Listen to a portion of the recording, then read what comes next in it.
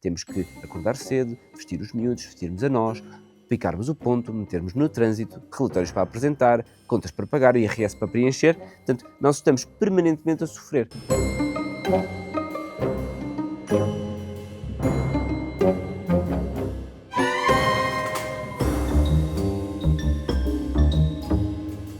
É um tema de que falamos muito quando falamos de saúde mental, muito por causa da maneira como vivemos o nosso dia a dia, que é o stress. Nós sabemos que o stress pode contribuir para a doença mental, a existência de stress ou a forma como nós lidamos com o stress, mas o stress também pode contribuir para a existência de outras doenças ou pode fazer-nos envelhecer. A resposta a essa pergunta é depende. Nós estamos preparados para lidar com o stress, ou seja, nós, aliás, como qualquer mamífero, tem estratégias psicológicas e físicas para lidar com o stress. Isso tem a ver também com o facto como a seleção natural nos moldou ao longo dos 300 mil anos em que nós estamos neste planeta. Portanto, na verdade, o nosso estilo de vida é recente. Esta forma de viver tem 200 anos e com muitas evoluções, nomeadamente tecnológicas, nas últimas Muitas. décadas. Mas a nossa espécie existe há 300 mil anos. E durante estes 300 mil anos o que nós fazíamos era ser caçadores-recoletores e tínhamos basicamente que arranjar comida para sobreviver, procriar para deixar os nossos genes para a descendência e, no entretanto, sobreviver ao stress. E esse stress era agudo, era um predador, uma derrocada, e portanto nós tínhamos que estar preparados para isso. Por isso, ficou gravado no nosso código genético e na nossa característica biológica uma resposta ao stress agudo. Essa resposta, no fundo, transposta para os dias de hoje, dá origem a sintomas quando nós estamos estressados. Por exemplo, temos uma ativação do sistema nervoso simpático com aceleração cardíaca, aceleração respiratória. Para quê? Para termos o sangue a circular para todo o corpo e estarmos preparados para a ação, para combater o tal predador hipotético, termos mais oxigênio a chegar às nossas células, nomeadamente ao nosso cérebro, para podermos ter também um alerta superior, estarmos capazes de reagir à situação.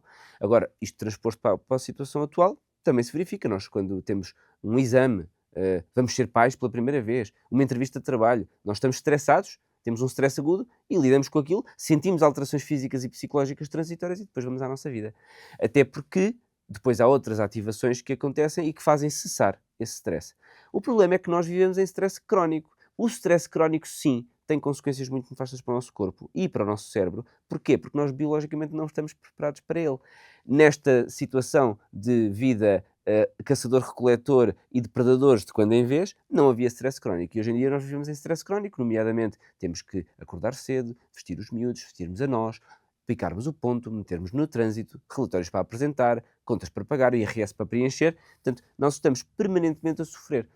E este stress psicológico também tem a ver com o facto do nosso cérebro ter evoluído tanto. Um cérebro muito evoluído tem capacidade de memorizar o que é que me aconteceu no passado e será que isto se vai repetir no futuro. Portanto, estas preocupações fazem com que o ser humano tenha muita tendência para o stress crónico. E o stress crónico leva a ativações, mais uma vez, do sistema nervoso simpático, mas também a ativações metabólicas que não são adequadas para estarem sempre ativas. Por exemplo, nós já falámos, penso eu, anteriormente, no facto de o stress crónico levar à inflamação, porque nós temos uma ativação de uma série de coisas, já agora um parênteses, se o leão nos mordesse, tínhamos que montar uma resposta imunitária para combater a infecção e para inflamatória para debelar a ferida.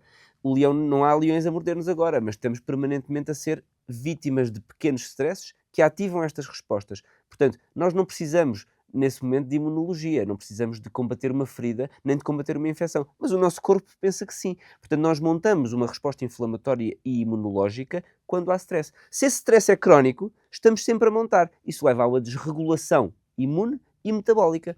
Depois há a famosa hormona do stress, o cortisol.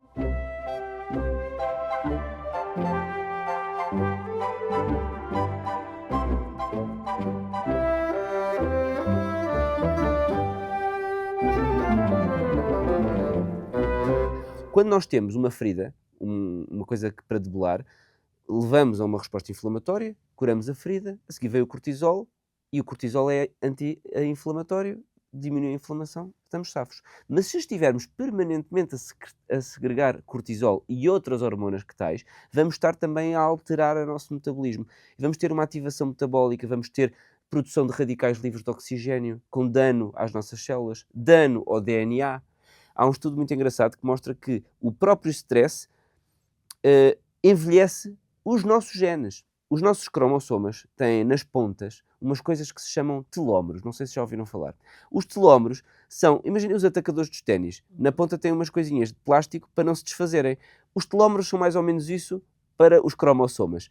E o stress degrada os telómeros, o próprio envelhecimento degrada os telómeros naturalmente, mas o stress acelera essa degradação dos telómeros, portanto os cromossomas ficam mais sensíveis ao dano. E é curioso que há um estudo que mostra, por exemplo, que em mulheres pós-menopausa, a aquisição de estilos de vida saudáveis e diminuição do stress psicológico preserva os telómeros.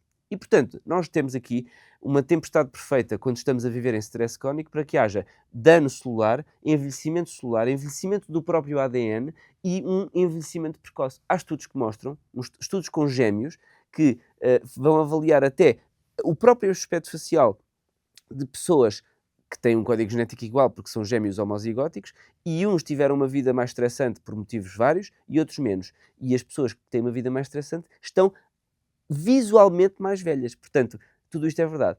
Além disso, metabolismo alterado, inflamação, desregulação imunológica é fator de risco para doenças. Por isso, sim, pode aumentar o risco de doença autoimune, o risco de doença cardiovascular está nitidamente aumentado quando há stress crónico e, portanto, se há uma mensagem a passar aqui é: não devemos viver em stress crónico e se estamos a viver em stress crónico, das duas uma, mudamos a nossa vida ou se não pudermos, mudamos a nossa forma de lidar com a nossa vida e isso é feito utilizando a psicoterapia. Obrigada. Obrigado.